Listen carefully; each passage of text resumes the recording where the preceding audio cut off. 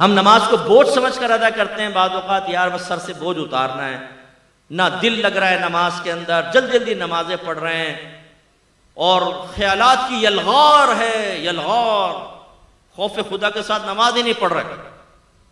حالانکہ آپ کے نبی نے ارشاد فرمایا جس نے 2 رکعت نماز، زیادہ نہیں، 2 رکعت نماز ایسے ادا کی کہ اس میں دنیا کا کوئی خیال اپنے قلب میں نہ لایا، وہ گناہوں سے ایسا پاک و صاف ہو جائے گا جیسے آج ہی اپنی ماں کے پیٹ سے پیدا ہوا۔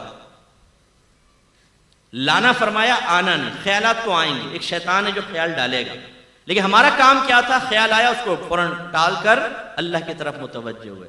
اللہ کی طرف متوجہ ہونے کا مطلب کیا ہے؟ کوئی ذات باری تعالیٰ کا تصور تو نہیں آئے گا نا بھائی ذہن میں، جو نبی نے فرمایا تم ایسے نماز پڑھو جیسے تم اللہ کو دیکھ رہے ہو۔ اگر تم اللہ کو نہیں دیکھتے تو وہ تو تمہیں دیکھ ہی رہا ہے، تو اس کے دیکھنے کا یقین ذہن میں حاضر کریں، یا پھر جیسے مدینے کا تصور کر لیا، مکے کا تصور، موت کو یاد کر رہے ہیں، میدان معاشر، پل صراط، جنت، دوزخ، یہ ذہن میں لا رہے ہیں۔ یہ دنیا نہیں ہے، یہ آخرت۔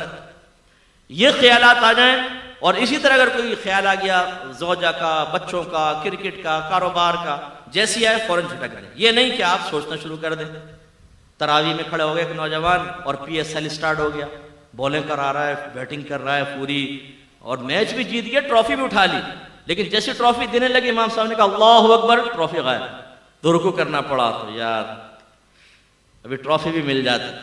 ایک کنجوس آدمی تھا، اس کو وہ نماز، اس کو مسجد میں پہنچا تو جماعت نکل گئی، تو بڑا افسوس کرنے لگا۔ لوگ بڑے متاثر ہوئے، کہا کہ ہمیں آپ کے جذبے سے بہت سیکھنے کو ملا ہے کہ آپ کیا جماعت نکل گئی اتنا آپ دکھ کر رہے ہیں۔ نے کہا بھائی یہ بات نہیں ہے، مسئلہ یہ تھا کہ جب امام صاحب کے پیچھے نماز پڑھتا تھا نا تو اپنے دکان کا پورا حساب آرام سے کر لیتا تھا۔ اب امام صاحب اکیلے نماز پڑھوں گا تو حساب کے علیحدہ ٹائم نکالنا پڑے گا، میرا وقت نکل جائے گا۔ تو یہ صورتحال ہوتی ہے کہ جو چیز ہمیں کہیں یاد نہیں آتی آپ آزما کر دیکھیے گا، وہ نماز میں یاد آئے گی۔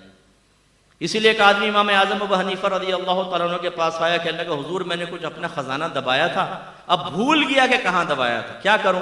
فرمایا علاج تو بتا دوں گا لیکن تو کرے گا نہیں۔ کہا کہ جی کیسے نہیں کروں گا، آپ بتائیں، کیونکہ اس کے لیے تو ہم تیار ہیں نا۔ اگر میں کہوں 5 وقت نماز پڑھیں، داڑیاں بڑھائیں، دین، علم کے دین سیکھیں، اللہ آپ کو جنت دے گا، ہم میں سے بہت سے کہیں گے ہاں کیا صحیح رہے، بالکل اللہ ہمیں توفیق دے گا، توفیق دے گا۔ اور اگر میں کہوں میں آپ کو وظیفہ دے رہا ہوں 100 مرتبہ آپ کو پڑھنا ہے، 100 مرتبہ فجر کی نماز کے بعد، اسی دن آپ کو 1 لاکھ روپے نہ ملے تو فقیر کا گریبان پکڑ لیجئے گا۔ آپ کہیں گے مفتی صاحب اگر گھر میں چائے پی لیں تو بڑی مہربانی ہوگی۔ پھر آپ اس کو پوچھیں گے، پوچھنے کے بعد اگر میں یہ بھی کنڈیشن لگا دوں کسی نے شور کر دیا نا یا آپ بھول گئے گنتی، ختم، دوبارہ شروع، تو آپ اس کمرے میں داخل ہونے سے پہلے گھر والوں کو کہیں گے کوئی آئے نا ٹانگیں توڑ دوں گا، تم لوگ کم بخت ہو، نکل جاؤ، بچوں کو باہر نکالو گھر سے، اور مصلی پہ بیٹھ کے ایک ایک دانہ یہ ہمارا استغراق ہے۔ کیوں؟ برا نہیں، میں آپ تو اچھے لوگ ہیں، میں دوسروں کی بات کر رہا ہوں، آپ نہ برا مانیے گا، کہ مادی شے ہمارے سامنے آئے تو ہماری کامل توجہ ہوتی ہے، اور آخرت کے بارے میں کہیں تو بالکل بھی نہیں ہوتی۔